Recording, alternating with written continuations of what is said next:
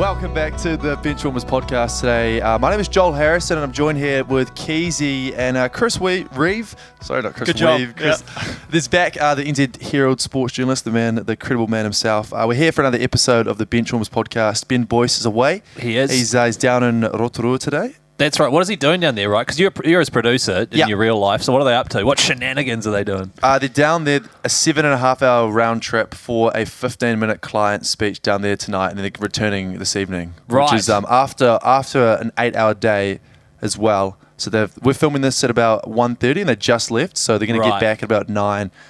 Crazy things he does for his real job. Why do they do so much stuff? Like, John and Ben are always doing something. Like, why has Ben doing this podcast, for example? Why is he doing cricket commentary? The thing about Ben, he just puts his 100% into everything. I was like, we should maybe start up a basketball podcast, and how he does it. And you were saying before, like, he just puts in a crazy amount of work, far more work than you and I, far more work than our producer. It's certainly far more work than Chris Reive as well. Absolutely. I don't even get the topics beforehand. I just stroll in as we start. Away we go. Yes, but it's been another interesting week of basketball. We had quite a few days off because of the All-Star break, and I did see the All-Star game, which we talked about a bit last week, but it was the lowest rating All-Star game of all time views-wise, and it's just dead at the moment. Chris, you went on last week's podcast, were you? I was not. He was not. Yeah. Did you have any thoughts about the All-Star game before we get into it?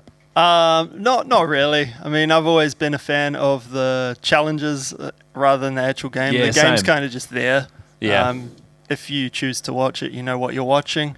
But Casey Frank, I know he's on a rival basketball podcast, but he made a really good point on Twitter that it's for the kids, right? Like, oh, is it? Adults sitting there watching this, it's just like, you know what's going to happen. No one's playing defense, but the kids, you get to see all your favorite players on the court at once. Right.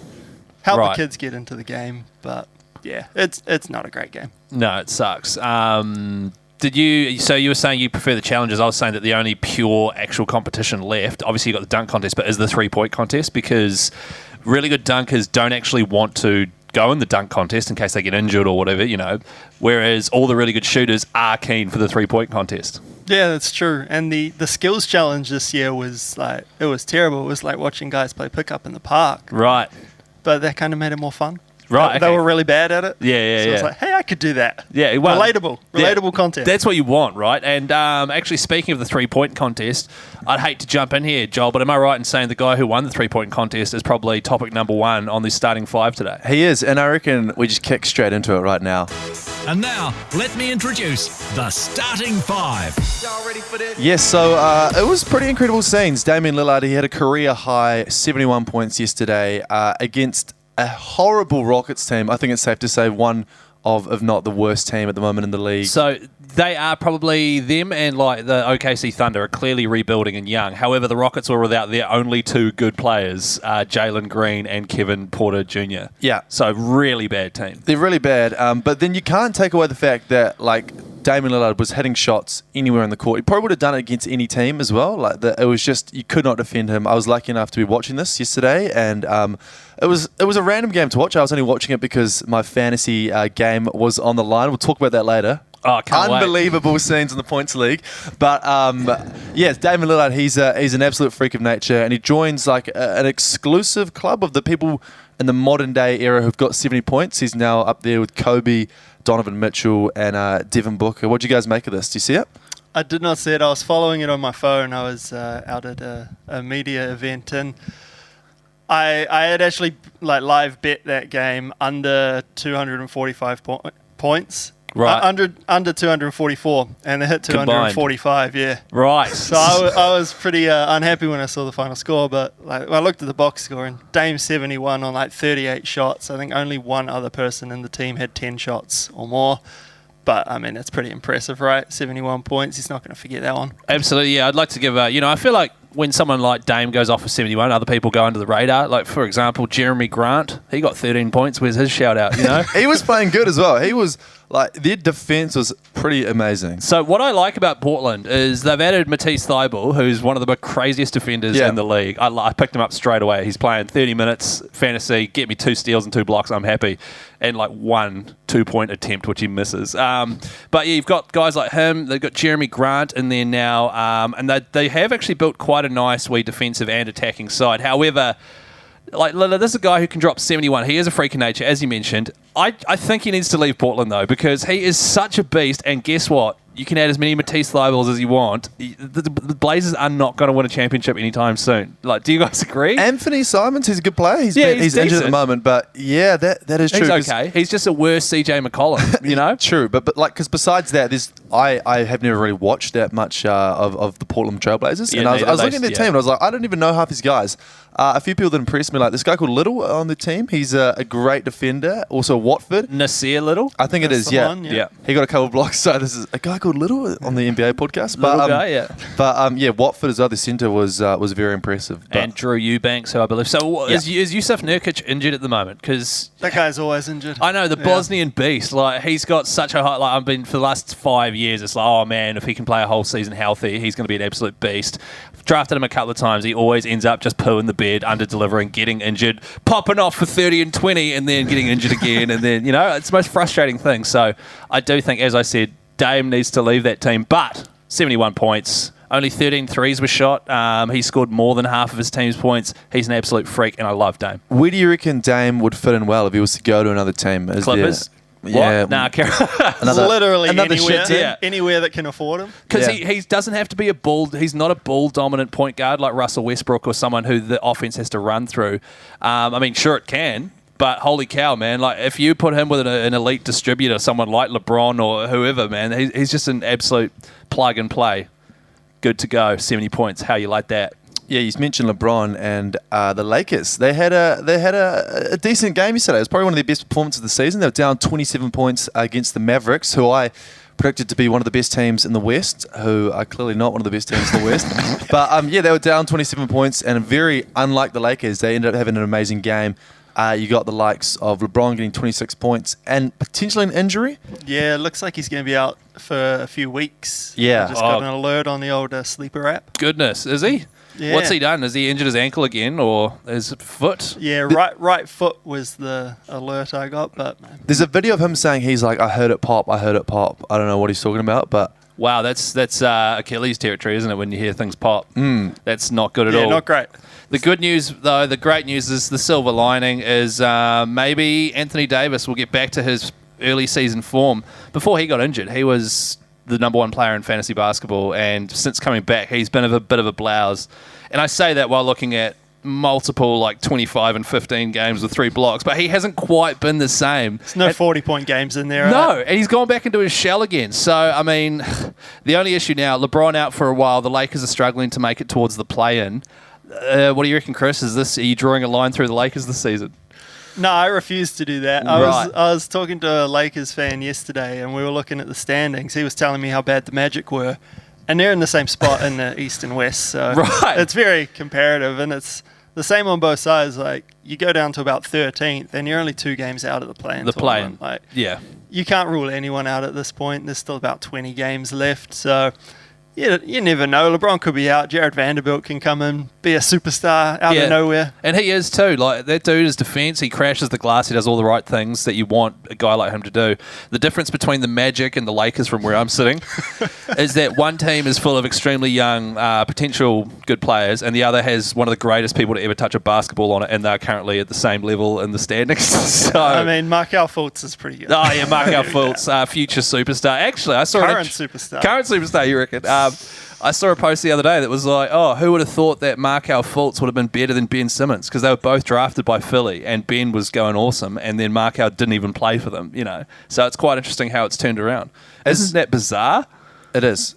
He's always injured as well, though, isn't he? Markelle. Yeah. He'll be injured again soon, no, don't say stuff like that, because he's on my fantasy team and the finals are coming up. But he's also, for the first time in his career, he's strung together like a good few months now of not only starting at point guard, playing, high 20s, early 30s minutes for the Magic, but he's also been healthy and, had no issues. So I hope he stays healthy and goes well.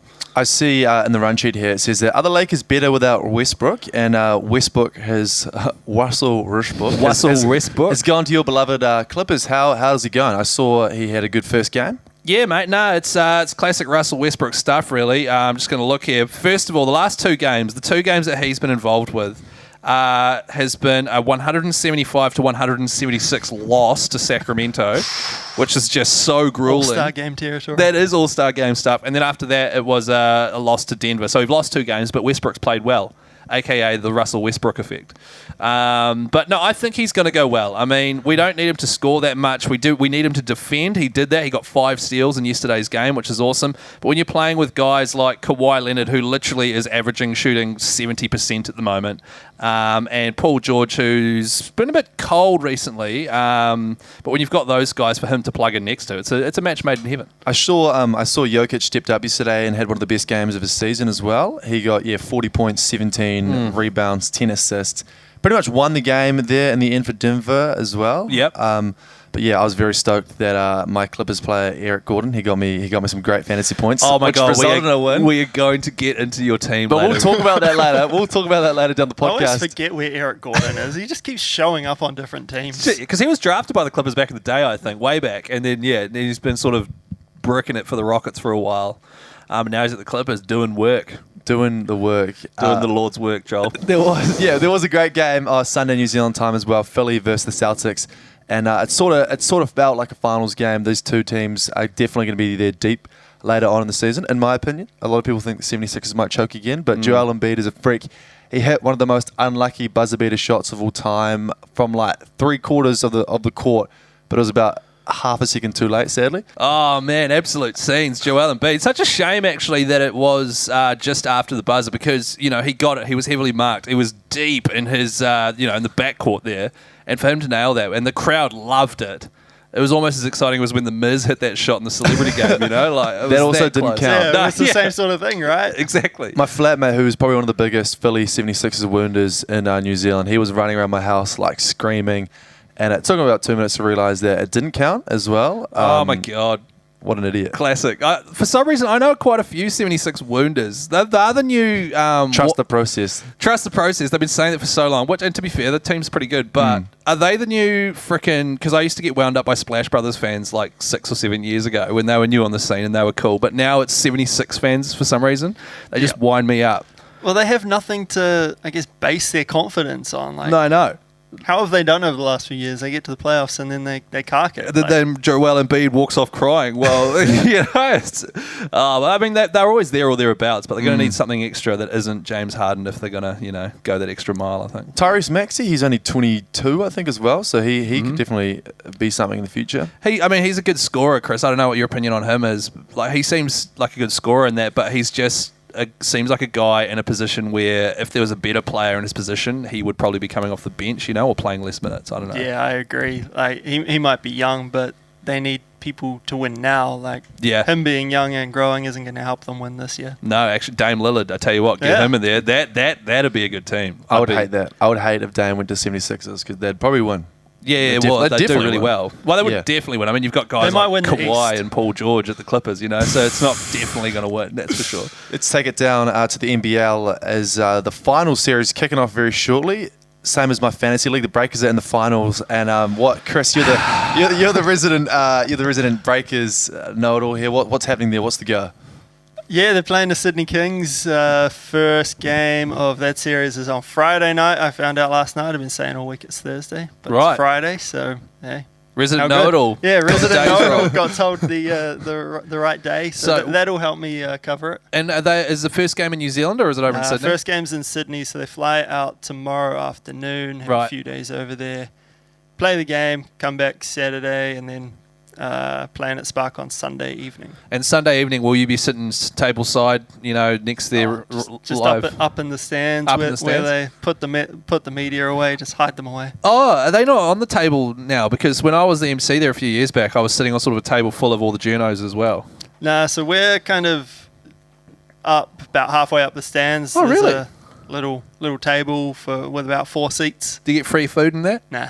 Oh, do you know when our media pass is going to come, Keezy? You and I, the Benchwarmers. Oh, for media. the NBL? Yeah. Probably when I say anything of note about the NBL and don't sit here just pretending like I know what I'm talking about. Yeah. Well, do you reckon that we have a chance of winning? When I say a big Breakers fan myself. Yeah, I think they do have a chance. I mean, I'm picking them to maybe win one game. I don't think they're going to be able to handle everything Sydney have. Wow. You said a few weeks ago, actually, like if they could get through the current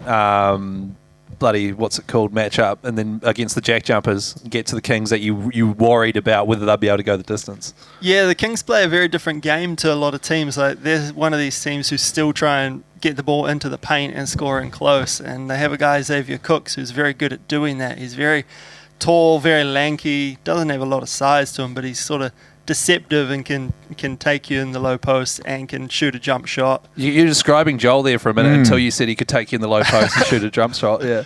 But yeah, so he's very good and he can pass the ball as well. They've got a lot of shooters outside him. And they kind of run through him, so the in and out plays are there all night for Sydney. That's how the Nuggets play with Jokic, like a big man that can attack and pass, and then shooters. That is just the most beautiful setup for a basketball team. Yeah, they're a very, very Nuggetsy team. Yeah, that's awesome. We were talking last week about, is it Ryan Rupe? I'm not sure on the pronunciation for the French 18-year-old, but he's being predicted to be a top 20 draft pick in the NBA next year. Do you have any thoughts on this? I love that kid. He's so good at basketball, man. Really? He just plays hard. Like he's one of those guys who doesn't matter if he puts up like 10, 20 points. He's not trying to do that. He just comes in, plays good defense, gets a couple rebounds, couple of assists, couple steals.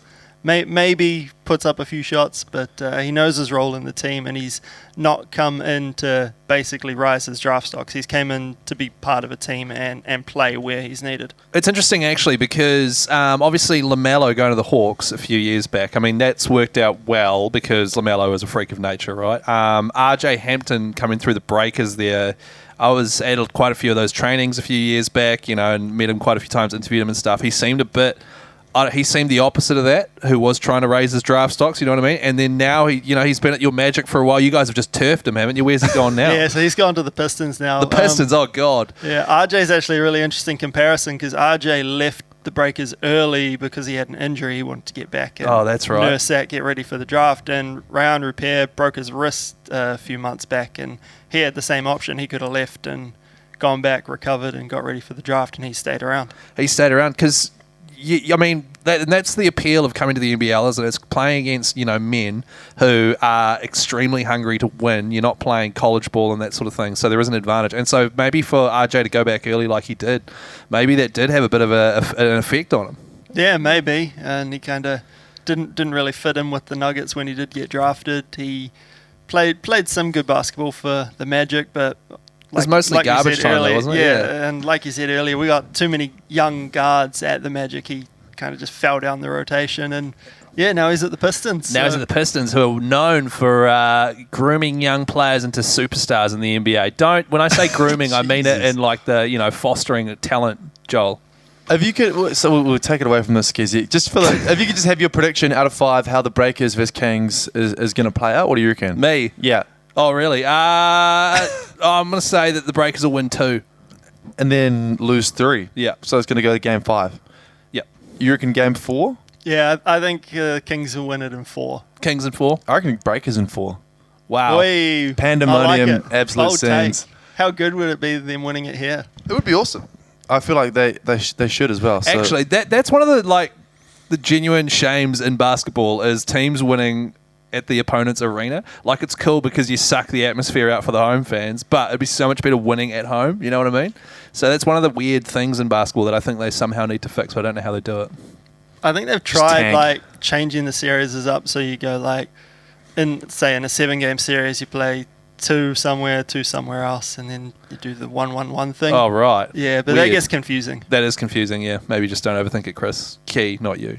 Chris Reive, you keep doing what you're doing. We'll take it back to the NBA here, and a team that has really caught my attention this year as one of the best comeback success stories in a long time is the Sacramento Kings. Because at the start of this year, well, they've pretty much come last quite a few times in recent years, right? Yep, absolutely. They've been an absolute train wreck. I've loved ragging on the Kings for the past decade. And now, at the start of this year as well, ESPN put a thing out. It was just like a little visual on Instagram. It was the top 120 teams across all 4 American sports: ice hockey, baseball, American football, and NBA. And the Kings were ranked 120th. Yep. So clearly they were out there to prove the haters wrong, and they've done that this year. And if they keep playing how they're playing, they could be an exciting team. Well, And I'm really happy for the Kings. They're currently sitting third in the West, 35 wins, 25 losses, which honestly I never would have thought that was possible from the Kings. Yeah. They are the guys who make consistent dumb decisions like drafting Marvin Bagley and, just stuff like that when there's all these amazing talented players. Because that was Luca's draft year, I think it was. You got Vlade Divac running the show. He's a guy who came from Europe and, managed to crack it in the NBA. And so I was thinking, obviously, Vlade likes the look of Luca. It all makes sense here. Now we'll go for Martin Bagley. I like his 14 points and 8 rebounds and 0 blocks. It's their organisation does my head in. And while I'm happy for them, I'm also kind of annoyed because I love dragging on them, as I said. So yeah, they're kind of one of those teams that I don't know if when you guys have watched them or if you guys have watched them whether you've seen this, but they just don't play defense. They just say we're gonna score a lot of points, and you guys kind of have to go with us. That seems to be their game plan. Because, sorry, Joel, I know you're going to come in there with some red hot facts, mate, but that's the thing I noticed is when they traded Tyrese Halliburton away for Domantas Sabonis, and everyone was like, Sabonis is the man, but holy cow, he is a turnstile in the paint. Like, anyone can score on that guy. I mean, De'Aaron Fox is okay at defense. Harrison Barnes he's not really defending much either. Like, literally, they've just gone all in on, flag defense, let's go 200% offense. And I do actually quite admire that. And it obviously has worked because at the moment, they've currently got the highest offensive point scoring per game of all time in the NBA. 118.8. They're averaging per game. No one's ever averaged that much. And they got 176 the other day. De'Aaron Fox got 42. Malik Monk got 45. That's right, Malik Monk's back. Yeah, because that dude comes and goes, man. But if you had said to me, Joel, if you had come up to me at the start of the season and said, Chris, one of the teams in the NBA is going to average the most points in NBA history, you've got 29 guesses as to which one it is. I would not have got it at all because the Kings would be last. Yeah. Well, it's pretty cool. It's cool. And hopefully, I hope they do well in the postseason as well. Obviously... Oh, they're not going to, Joel. They're going to They're definitely not. They're definitely not going to win. Yeah, first round exit, I reckon. But they'll be fun doing it. Yeah, shit, yeah. Yeah, at least they'll be good to watch. They'll probably come up against the Clippers, actually, the way things are shaping up. And then, boom! Go to bed, Kings. See you later. Do you guys have anything else this week for starting five? Any generic NBA chat? Generic NBA chat. To be honest, Joel, the thing that's really taking up most of my brain is the state of your points league team that you sent through the other night. So the faster we can get to that, the happier I'll be. Yeah, I mean, just ever since you mentioned it earlier, I can't get it out of my brain. I just want to know how fantasy's going. Hey, you know what, guys? We'll take a break and we'll come right to you. Welcome back to the ACC Benchwarmers Podcast. We're coming to you live from the Export Beer Garden studios here. And look, I've been talking a lot about my fantasy league semi-final that happened, the points league, the infamous point league. It finished yesterday, and I'll get to that after we go down to the stat bunker. So we have a couple of interesting stats. Just get on with it. So we've got a couple of interesting stats here that I've found online, of course, from probably Basketball Forever. But one interesting fact here is that in the season of 21 and 22, so last season basketball, only 5 players played all 82 games, which is a pretty amazing feat. Was Anthony Edwards one of them? He wasn't. Mikal Bridges was one. Sadiq Bey, Norm Powell. Nah, the other Powell from the Mavericks. Oh, Dwight Powell. Oh, there, backup center. A couple other players as well were in there. I think they were quite middle of the range players. And then back in the year 2001, 42 players did that. It is, seriously, it's... I mean, I'm not going to... I don't know enough about these guys and the injuries they're dealing with. For example, Andrew Wiggins, I mean... He's currently it is getting very close to fantasy finals in my league, and we've just had an All-Star break of 9 days, and he's been out for personal reasons, which I'm assuming is something bad. But you've had 9 days off. Someone like in the 90s would be raring to get back in there and play again. And these guys are getting more time off, especially with COVID and stuff. I just feel like it's if you and I were to fly, and you, Chris, I don't know, it's just me and Joel go. I just hold the fort back here. If we three were to fly over to the United States right now and say, let's go watch our favourite player, who do you want to go see? There is a decent chance that we would miss out on seeing one of our favourite players, and it's a damn shame. Ben Boyce, great example of that. Went over to see Steph Curry and LeBron play, and Steph Curry didn't play, and LeBron missed 2 games around it and just played that game. Right, so he got to see Dante DiVincenzo play and almost... Jordan Poole, yeah. He saw Steph Curry, he was just on the sideline, not playing. Oh, yeah, sweet as. Yeah. That's the same. Yeah. That's just as good. He's there. Look at him, a bit, far out. And then who do you get to see play for the Lakers, Lonnie Walker or something? All the big names. All the big huge names. So that I thought was a pretty interesting stat. Also, another one for all the Pat Beverley fans out there. I'm not sure there's a heck of a lot. Yeah. But There's a lot of them. He's now- Everyone loves Petty Chaos. I feel for him. He seems like a nice guy, but he's been traded to the Bulls or bought out by the Bulls or something like that. I don't know the ins and outs of it. But the last 2 games that he's played with the Bulls, they've like been on the back of points under 90. I don't know why I said this so wrong. The other team has scored less than 90 points, and in the first 60 games for them, only one team they played against got under 90 points the whole season. So he's 2 from 2 under 90 points. So is he is he just like one of the best defensive players in the league? Patty Bev effect. Is he intimidating other players? He'll What's tell you the that. go there? He'll take those stats. He'll take your stat bunker there, Joel, and he'll show the media and go, "This is what happens when you sign Pat Beverley. You get under 90 points for the opposition." I'm happy for him because he's not much of a stat man as well. So it's good to see a couple stats going in old Patty Bev's favour. Yeah, because no, that was Lou Williams. I was going to say all he's good at doing is going to strip clubs and eating hot wings in the middle of COVID. But that was Lou Will. Sorry, Pat Bev, wrong guy. I do think Pat Bev, once upon a time, was one of the most influential defensive players. You know, you could have him on your team. He'd only get 8 points, but holy cow, he'll upset your opposition and get a few fouls off them, you know. So for him to be picked up by the Bulls, who are terrible, and actually help them do some defense, because their defense is terrible, I like it, even though, what is he, like 40? 45? I don't know. Yeah, he's pretty old Pat Bev. He You're is a big pretty fan, old. Chris? I enjoy him, yeah. It's one of those sort of guilty pleasure players that I like to Definitely. watch, just because he is so good at annoying the other guy. Like, you think back to when he was with the Rockets, him versus Russell Westbrook. Those matches were always so much fun to watch. And like, Westbrook you don't gets care annoyed. what happens in the game. Yeah. You just watch those two go at it. Absolutely. And there are 2 types of people that watch NBA. People that get annoyed by Pat Bev, or people that think it's funny when he does it. And I'm very happy that I'm on the other side. I think it's hilarious I do watching as well. It's people great. get revved up. Yeah. Oh, well, let's go to the fantasy. About time. Hey there, what's your fantasy? Sorry, fantasy basketball? Yeah, basketball. Oh, yes, you've all been waiting for it. It was the points league that no one more than Chris Key hates. It was a roller coaster of a week. You had 9 days off in between for the All-Star, so it was a 2-week thing, 14 days. So it was sort of like a shorter one, I think. And it was amazing. It was one of the best things that ever happened. I was in the semi-finals, and I won by 1 point on the last day, which is literally like 1 field goal made, 1 field goal missed. It was great. It sounds amazing. How many people are in your league, Joel? 10 people, 10 very capable people as well, might I add. 10 massive NBA fans. So they're so capable. Okay, Chris, these are the people in Joel's team that is in the grand final. Can I please put a disclaimer in here first, though? I used to have a good team, and then I've literally, just because I played my flatmate in the quarterfinal, which I just won by about 3 points as well, and then my good mate in the semi, I've just used all my acquisitions, just had to trade some good players out and get some shitty players off the waivers. Can you now pick up your good players you got rid of? No, the other guy I'm playing in the final got about 3 of them. So. But hey, I was like, it's better to lose in the final than lose. But hey, don't worry about it, bro. You've got Monty Worse Morris. to lose in the final. No.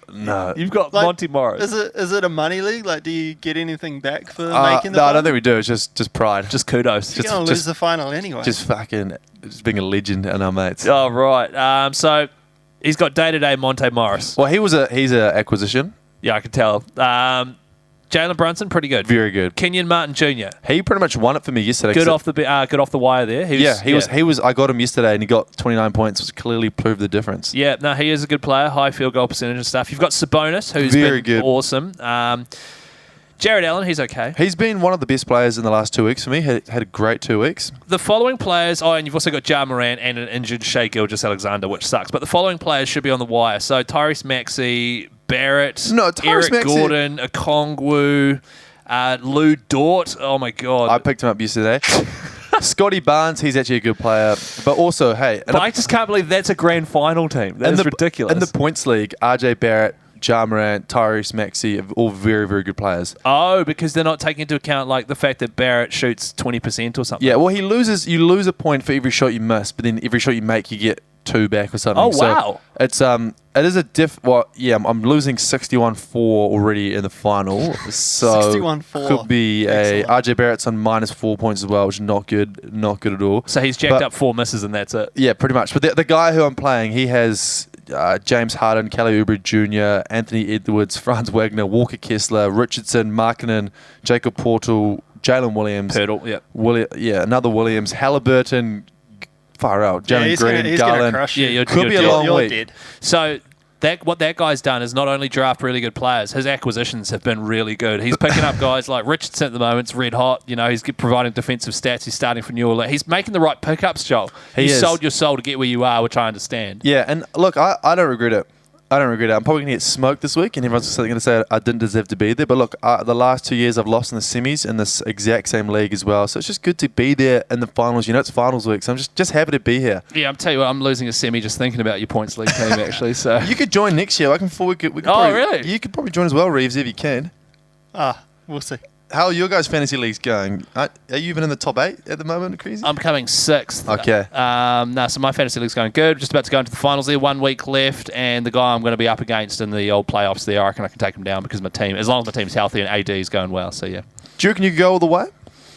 What, in fantasy? Yeah. Oh yeah, definitely. Do you win anything? You win $500. Really? Yeah, it's Wow. a 12 person league categories. Keepers as well. You're allowed to keep one player for next year. 150% of the auction value you drafted them for. So if you can predict someone's going to be good in the future, you can keep them 3 years max.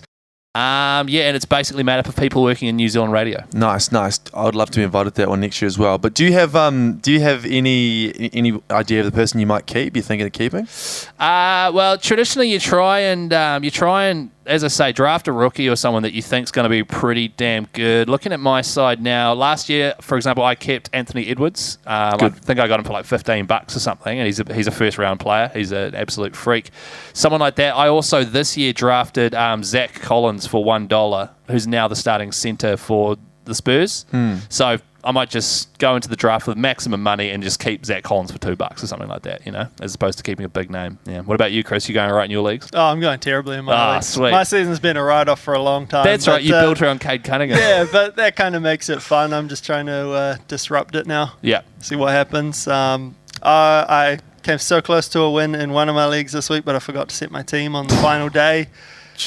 And I lost by like 4 points or something. Oh my God. So that wasn't great. I also forgot to add Aaron Gordon was on the other. He came back after a lengthy injury, and he was on the guy who I played in the semi-finals team, and he forgot to take him out of IR. So I would have lost, which made the story even better, Did you give him a heads up? I didn't, no. Are you guys the kind of guys, because people do this in our league, so if they haven't set their team, I'll message someone about it, like, bro, set your team. I'm about to take you on, because I don't want to win by some bullshit. Nah. You would just let them do it? Not like a semi-final. I didn't even see it. And then when I did see it, I was like, I can't believe he hasn't done this. I definitely wouldn't say that. Right. Would you let them know? I think it depends on the cheeky look on your context. face, yeah. Win at all costs. I'm probably with Joel. Like if it was in a playoff, I wouldn't say it. But regular season, probably. Okay, yeah. Actually, that's a good point. Playoff, I probably wouldn't either.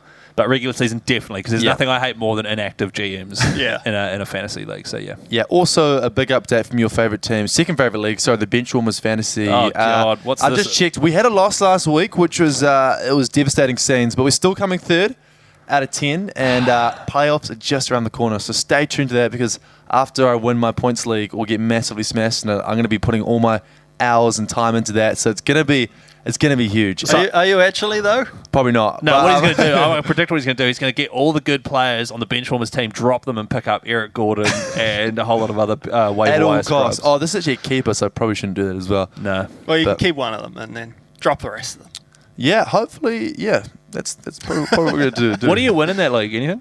And the Benchwarmers one? Yeah. I'm not sure. We'll have to ask about that. But You guys don't know a lot about this team, do you? No, don't know it's a lot. bullshit. we don't know a lot about much, to be It honest. gets the especially most me. coverage, man. It's ridiculous. We're sorting this out next season. I Next swear season. we're sorting this out. Yeah. Well, it sounds good. And we were going to do alley-oops as well to finish off the podcast, but the biggest alley-oops of the week was just having nothing for it.